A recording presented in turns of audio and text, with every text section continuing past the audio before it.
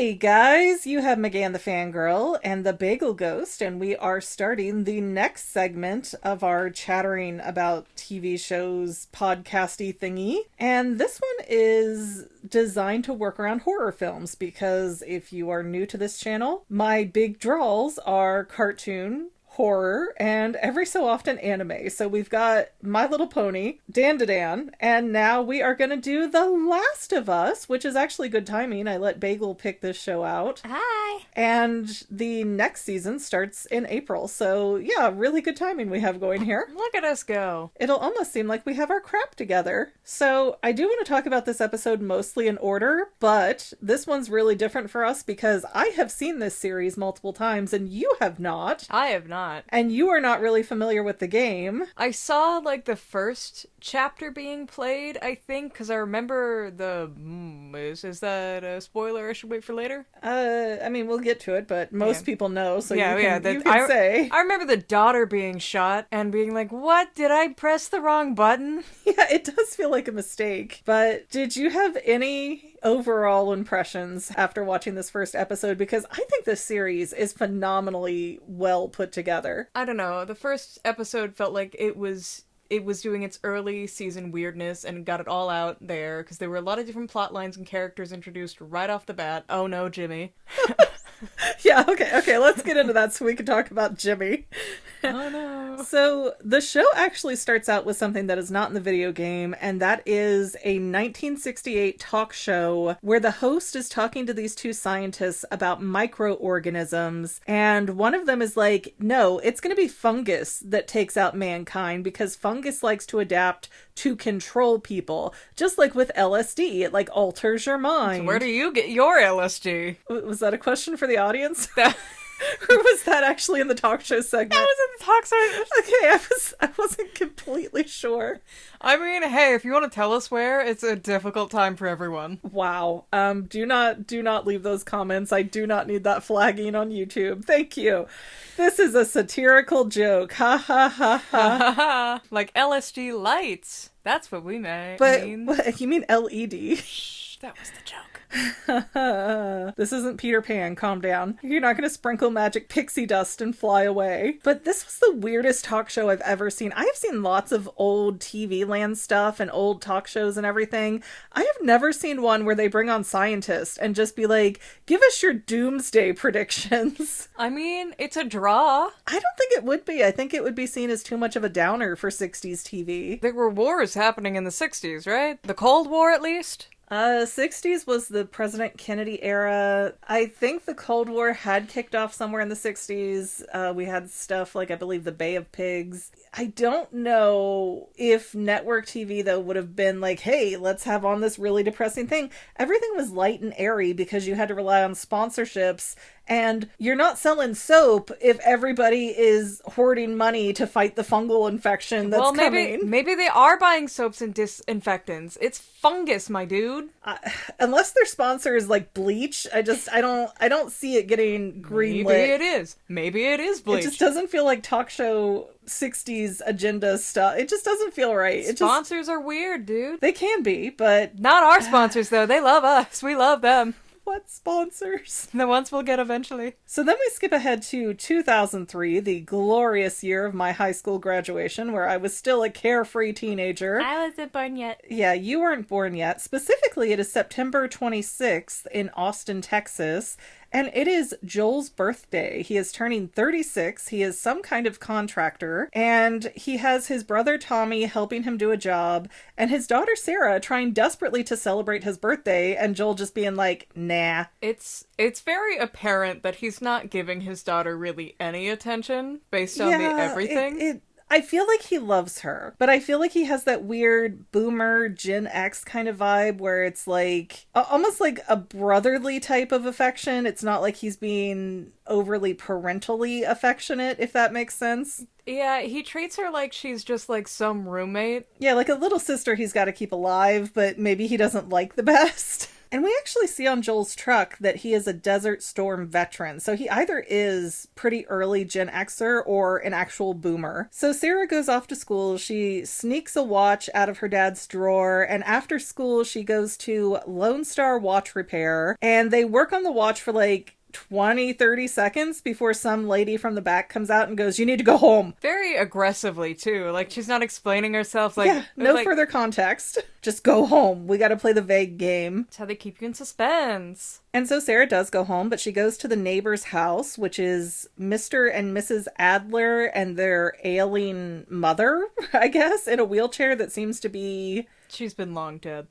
She doesn't seem like she's dead, but she's definitely very catatonic. Very, very close. One good wind and she'll be dust. Yeah, and Sarah's like, "Hey, Mrs. Adler, do you know what's going on outside? Because there's like cops everywhere." And she's like, "Cops are supposed to be outside." Like in this totally they weird... haven't found Jesus yet. She wasn't quite that bad on that point, but it just seemed so dismissive. Like, Sarah's genuinely worried, and Mrs. Adler's like, "I don't care. Get in here and bake these raisin cookies because I'm a monster." That's why people won't visit her.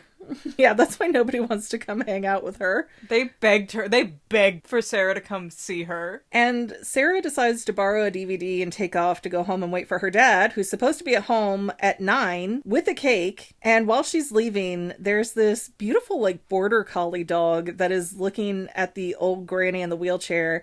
And he's not quite shrieking or anything, but he is like... Little like, whimpers. Yeah, these really teeny tiny whimpers. And that is our first hint that something is not right closer to home. And so Joel gets home, no cake, not even because there's some kind of emergency situation and the whole world is about to change. He just literally stayed late at work and did not get a cake. Had 2 jobs and you failed both of them. And that's the thing. He talks about working a double shift that morning, but I'm not quite sure what he's doing that for. And he's like, "I don't want to hire any more help because I don't want to split this money." Well, they're clearly poor and they live in Boston. Contractors they live in Austin, Texas. Oh. Contractors make good money, especially in 2003. We had like a housing boom in that era. So contractors were making money hand over fist in a lot of places. And I feel like Joel has gotten more interested in working and hoarding money and sort of going towards that goal of just having a smog pile of stuff than actually dealing with his daughter, her emotions, and his own emotions, because I believe his wife passed away. Well, if you're always busy, you don't have to think about how you feel, because feelings are for the weak. Exactly. I think that is Joel's mindset here. And we see at one point, like, we see their TV, and it's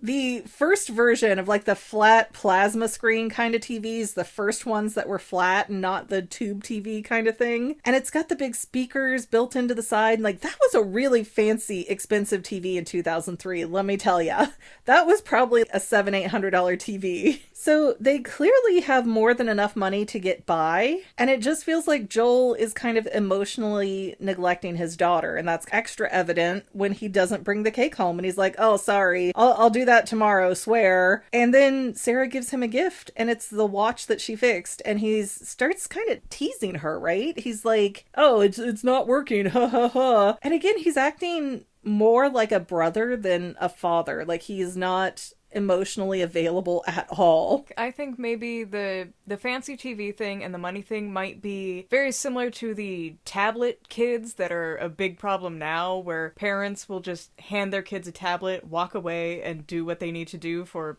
long stretches of time so they don't really have to deal with their kids, which was considered smart around the time, but it's not. It depends. We have come up with things over and over again. In the early 2000s and the 90s, it was, how many extracurriculars can you sign your kid up for so that you don't have to deal with them? And so there's always something, because prior to the curriculars, you threw your kid outside and told them not to come back in until the streetlights are on. And they just wandered the streets and the fields and the forest all day and night. Nobody even noticed. They had to put ads, public service announcements on the TV every night. "It's 10 p.m. Do you know where your child is?" Because they would totally forget that they even had children. Oh, what a blissful life. But now there's laws, and now the kids can't go outside by themselves, and so we're always, in a societal sense, trying to find ways to compensate for that and to not have to deal with our kids. Well, I mean, kids under the age of 10 definitely don't leave them outside by themselves, because that's the quickest way they get kidnapped. I almost got kidnapped once. Okay, I did not, leave you outside by yourself. You were on the front porch painting a pumpkin. By myself! I was getting your napkins, madam! And in that time, I could have helped that man find his puppy. Yeah, it was really creepy. This dude pulls off right past our driveway where we have some trees, so you can't fully see the truck. You can just kind of see a little bit of the tail end. Because we had a pretty long driveway, probably 50 feet long. All I hear is I'm getting these napkins, and I hear, "No, thank you. I don't know you." And as soon as I open the door, tire squealing, drive away. So these people were parked where there's no street parking, on the wrong side of the road, hidden behind trees. And my first impulse was to look at my daughter and say, "Are you being rude to people? What is wrong with you?" Bagel Ghost, did you bite this nice man's banana organ? To be fair, you were very sassy. I was. We lived in Atlanta, and you decided one day when you were 3 that you were allergic to the color brown, and you would announce that in every store, walk up to people and just sneeze while looking them dead in the eye. Well, I will stand a firm ground, not having processed the situation yet, that thinking you were rude to strangers was a valid argument. If an adult man asks you to find his puppy with him, he doesn't need you to help him find his puppy. Don't go with him. Anyways, this has no longer anything to do with what we're talking about. This went from anecdotal to just insane. But I'm gonna say that Joel is a horrible dad, because when Sarah falls asleep while they're watching the movie, he picks her up and puts her in bed, puts the blanket over her with her shoes on, with her dirty outdoor shoes on. Filthy outdoor. That is the most dad thing, right along with never brushing their hair before they go out, or making sure that they have on outdoor clothes when they go out. Oh my gosh, that is the most bad dad thing. So Sarah wakes up at 2:16 a.m. and there are these explosions going outside that are green and purple lights. I believe later it's implied that that's transformers popping. I'm not sure what would be happening to cut the power. The zombies don't know how to climb poles and, use tools, so they don't quite know. Yeah, they don't know how to open doors either. And I just want to say, Sarah is so stupid, because she immediately sees this national report that says, stay inside, lock your doors, it'd be safe, do that. And she immediately goes, oh, but there's a dog outside. Yeah, the neighbor's dog, Mercy, is looking so upset, so Sarah goes outside to collect the dog. Maybe she would have made a different choice, though, if her father were home. Instead, he just took off with his minor daughter, home alone, in the middle of the night. He was already home at that point. Where was he going? He went to go get Jimmy out of jail. Oh, because right. At some point he called and he was like, "Oh, I got in a bar fight." Sometimes you gotta prioritize, and you don't put your brother's stupid actions above your child's safety. And I know Sarah's 14, 15 in the show. I think she's a little younger in the game, but still, be a dad. Be present. Joel does not do this, and it irks me because I feel like he loves his daughter, but he doesn't love her enough to do the emotional work of being present. Just like my dad. This is the perfect scenario for Joel. This whole thing of the zombie apocalypse, it's perfect for him, because this is where he gets to shine. He gets to be the protector, the provider, the one who rushes out all big and strong and saves the day. That's the role he has been dreaming of. But doing the dishes, doing the laundry, sitting there and having small talk with Sarah about her feelings, that's not the stuff that Joel wants to do. That's why he had a daughter. That doesn't make sense to me. For the daughter to do the housework. See, it's funny because he's probably sexist. Oh. We don't have a reason to believe that right now, at least. We'll keep an eye on that, but I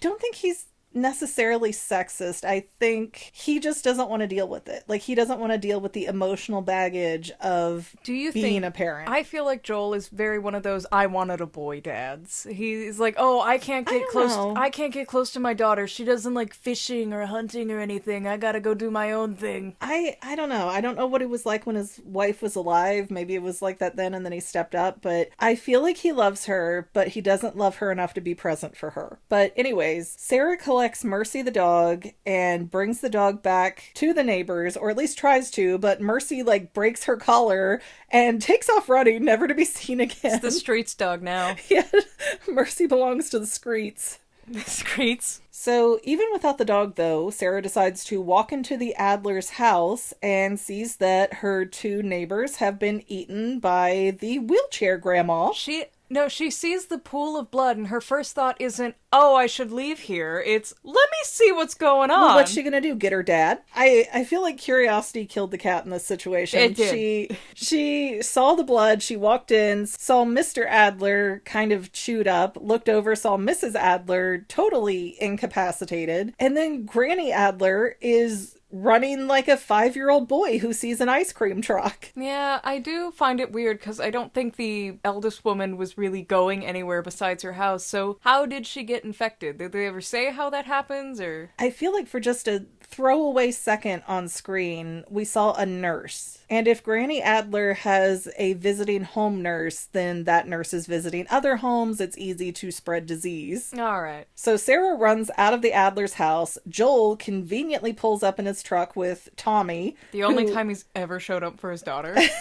Oh my gosh. No, oh no. Again, because I really feel like Joel is just meant for this apocalypse scenario. Like, he's so ready for it. He takes a wrench and, like, destroys Granny Adler, and then they get in the truck and run away, and they're just like, you know, explosions everywhere. They pass a house that's on fire, and Tommy's like, oh no, that's Jimmy's house that's set ablaze. Oh no, Jimmy. Oh no, Jimmy. Character we've never even heard of before. Oh no. And I get that they're trying to make Tommy and Joel seem like townies, but Austin is not a little city. You're not necessarily going to know everybody on the block. But Joel is like seeing all these people that need help and people who are injured and scenarios where people are running on the streets in panic. And he's like, go past them, drive over them. I don't care. We're going. Yeah, they pass a family with a kid and his brother's like, wait, should we stop? They have a kid. So do we. Keep going. Like, what? And I gotta say, in that particular instance, I don't think he made the wrong decision, because if you're dealing with an infection, you can't trust anybody else. And they would have just ended up flipping the truck with these other people in it. It would have been more of a liability. And I did notice that they get to the stop sign and it's like something to the left, hospital to the right. And they start going to the hospital when none of the three people in the car are injured. And the hospital is where all the infection is going to be. Well, don't you want to be where all the sick people congregate in an infection? The only worst choice they could make is say, let's hide out in this active daycare center, because that's a germ factory. At least they know school shooter drills. Oh my gosh. No. So they get to the point where they get to the highway and they realize there's a blockade. So they're like, let's just drive through the grass and get around this, because, you know, they're only going to blockade one exit from the city. Yeah, they only block it for about 2 feet, then the rest of it's smooth sailing. Yeah, if you could just physically get around the barrier, then it's fine. There's nothing that's going to, like, stop you from that. Absolutely insane. And I don't fault them for trying. I just feel like it was an obvious issue that was going to be happening. And it gets to the point commercial planes are falling out of the sky and their truck ends up messed up and Sarah breaks her ankle, and so Joel's carrying her running around with her bloody leg, which really works out to their disadvantage, because then they come up to a soldier who's like, hey, what's going on with that leg there? There's a lot of blood. And it's like, no, we're not sick. She just got hurt. And the soldier calls it in and he's ordered to shoot them down. And he does that and he gets Sarah, and he's about he's about to get Joel as well, but then Tommy shows up ex machina out of nowhere and shoots this soldier down. And let me tell you, as somebody who used to be married to a soldier, they do not provide very good protective gear in a lot of situations. So I totally believe that a soldier could get shot down by a civilian like that. Joel got shot exactly with 0 bullets. Sarah just inhaled all of them. Yeah, Sarah was like a magnet and just absorbed all the bullets. It's implied Joel's watch got shot later. Oh. But Sarah just immediately dies on screen, and it's still sad, but when it happens in the game, that voice actress was so good. It was gut-wrenching. Like, it was so painful to watch Sarah die in the game. And it's still sad to see her die in the show, but it's a manageable sadness. Like, we know we're gonna move on past this. In the game, it's like, just throw this thing away. I don't even want to play anymore. Like, the noises she makes like a hurt animal, like, oh, it still haunts me. It feels like you made a mistake in the game. It kind of does, but the game also railroads you. They take certain points where they very much let you know, no, this is our story. You're just on the track for our roller coaster. Yippee. And then we cut to 2023 in Boston in a safe zone, or I guess they call it a QZ, so quarantine zone. And we see this kid kind of shuffling around. No, little homeless boy, don't go touching the fence. Yeah, we don't know why this boy was outside the quarantine zone. We don't know what happened, but they take him in. They put this box up to his neck. I think it tests his blood or something, and it shines red. So they give him a shot and euthanize him. The FEDRA agents, who are the people running the quarantine zone, they really seem like they are trying to do the right thing. Obviously, they don't want this kid to turn into a zombie. They don't want the cordyceps to take him over. That would be a much more difficult, painful death. And the lady that's talking to him is like, hey, you know, we're going to get you something to eat. We're going to get you all the toys you can play with. Like, she really tries to comfort him in those final moments that he has. And it's gut-wrenchingly terrible that Joel has to take his dead body and throw it into a bonfire a minute and a half later. I am so confused by Joel in 2023 Boston. He's hot. Oh my gosh. No, his 56-year-old hotness is not in question here. I'm sorry, he's Pedro Pascal. What do you want? He's crusty and old, and now he's attractive. But Joel still seems to be toiling away, working inside Boston and, you know, burning bodies and doing sewage work and all of this really weird stuff. And then I'm wondering if that's just a cover because, one, what is the constant work for? Like, he doesn't seem to have anything. There's no housing to buy. There's no daughter to care for. Yeah, it seems weird that he's like, well, what's the highest paying job when he doesn't have the expenses as before, but even more so weird that he's shown to be selling pills to the guards at a pretty hefty fee by the look and sound of it. And maybe something that rhymes with Schmeed? Yeah, so Joel has become like a drug trafficker at this point. And I don't know if all the work he's doing with Boston is just a cover, and so that way people don't go, hey, why do you got all this money? But it just seems weird. FEDRA also has eyes and ears everywhere, and it's implied that, you know, even the bad guys will know you're coming before you find them because there's so many people watching everybody. It's such a small, kind of enclosed space. So how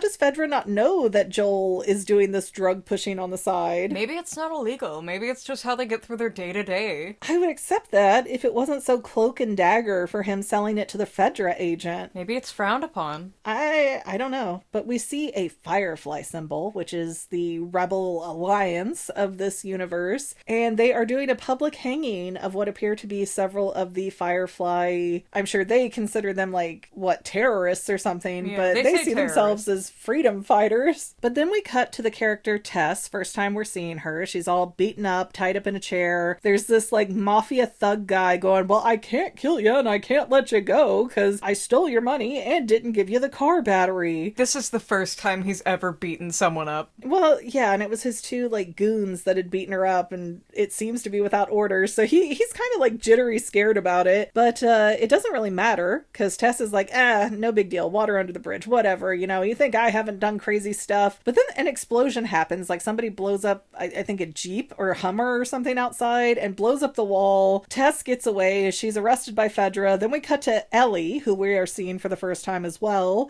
And she's also chained up, and they're asking her questions like she just had a stroke. You know, oh, can you raise your hand up? Can you count to 10? Can you tell me your name? Veronica. Open the door, please.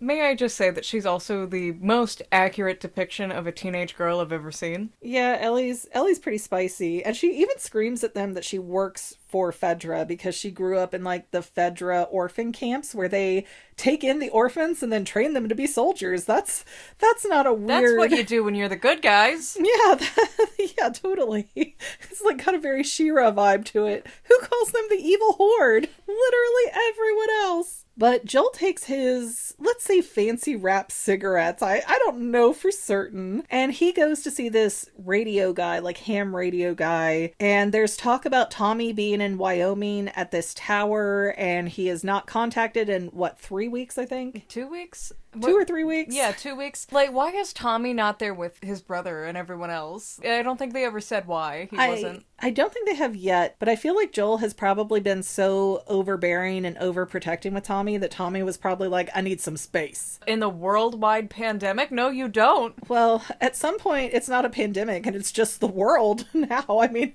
after 20 years. Then we cut to another new character, which is Marlene. You actually thought she might be the FEDRA soldier who was talking to the little kid at the beginning that got euthanized, but I think it's a different character. Pretty confident. Maybe. And Marlene comes in talking to Ellie, and she's like, yeah, I've known you since you were a baby. I gave you to the FEDRA orphanage. Then we have Joel wandering around. They think they're going to get this car battery back. Like, everything is hinging on this car battery so that they can all escape. And they find this cordyceps infected guy who has gotten so far into the process that he's just like fungus glued to the wall. Like, the back of him exploded and just fused with the wall. Yeah, so clearly you gotta touch him. In the game, anytime they see something like that, they're like, oh, masks on, because you don't want to breathe in that fungus. Yeah. Here, it was no masks whatsoever. No gloves, no mask. They're just like, oh, so that's what that looks like. Yeah, they were getting right up in its face, investigating it.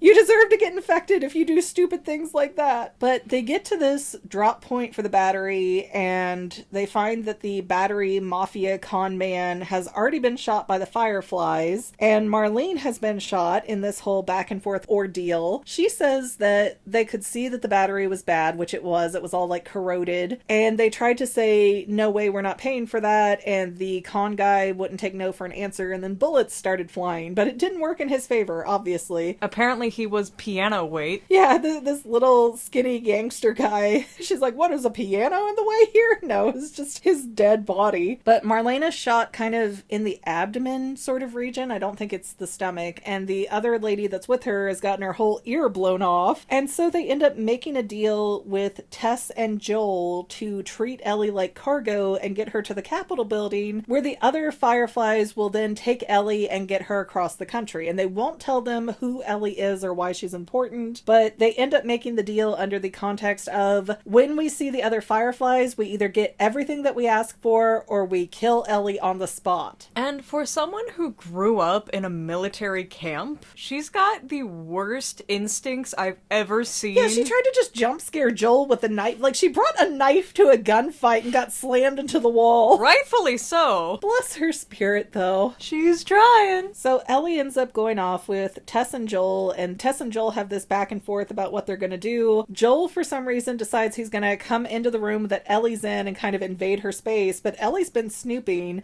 and she's like, so what's this note here that says Bill and Frank? 60s music means nothing new, 70s music means you have something new, and 80s is an X. What does 80s music mean? And Joel falls asleep. He won't answer her. When he wakes up, Ellie's like, oh, I heard this Wake Me Up Before You Go song. And he's like, oh no. It's like, aha, so the 80s music means trouble. Ha ha ha. And they take off in the night through this little mystery tunnel. Secret tunnel. Oh no. They run into the pill-popping FEDRA agent, and he tests all three of them. Ellie comes up as red on the little infection machine, but she stabs him in the leg, and Joel sees the light of the shotgun. Yeah, got a PTSD flashback and the light hits his eyes just right, and he goes and beats the pillhead agent to death. Ellie will remember that.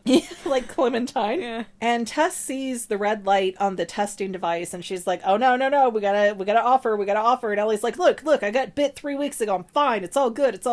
And they end up taking off with Ellie and continuing anyways because it's too dangerous to just stop and talk about it. But we see back in Joel's apartment, an 80s song starts playing again, and that's like the end of the episode. Is it's raining and they're walking and there's a tower with a fallen over tower next to it. So very good video game reference that you do not get at all. Is it company logo? No, they actually go through buildings that are like that. They have to cross from one to the other, and Yeah, the visual design of this compared to the game is just stellar. Well, I don't have much more to add. What about you? I'm just curious what your thoughts are at this point. Any predictions? I feel like Ellie is gonna have to be shot at one point. Well, okay, what do you think? If Ellie is not...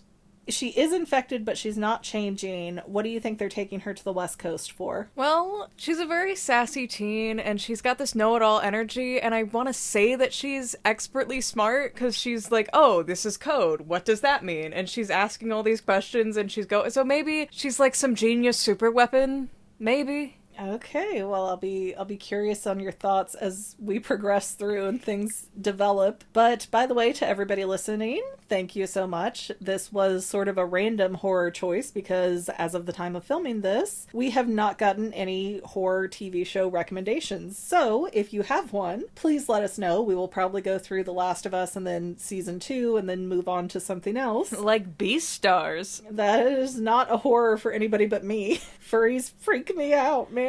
But don't forget to like, subscribe, comment, share. All of that good stuff is free for you and really helps us out in spreading the word that we exist. Please listen. Put us on in your car. Put us on while you're driving.